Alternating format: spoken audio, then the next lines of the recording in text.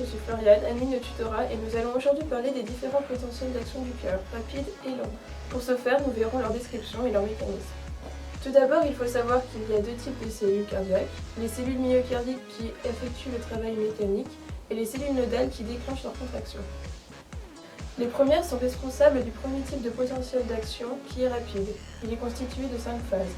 Une dépolarisation très rapide entraînant la contraction quasi immédiate de la fibre. Ceci dû à une entrée de sodium. Vient ensuite une repolarisation partielle rapidement suivie par un plateau, lui, relativement lent.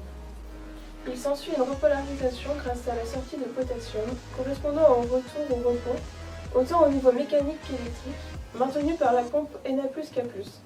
La fibre étant contractée la plupart du temps, elle est inexcitable et donc intétanisable. Elle ne peut pas être bloquée dans un état de contraction.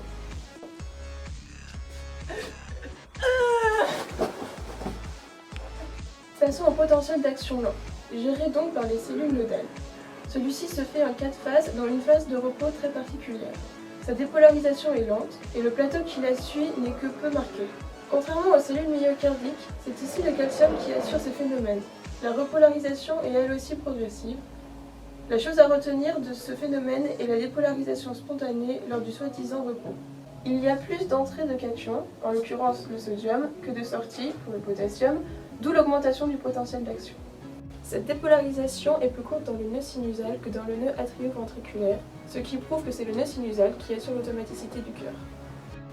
Si celui-ci a une défaillance, le nœud atrioventriculaire peut le remplacer, mais à une fréquence moins élevée.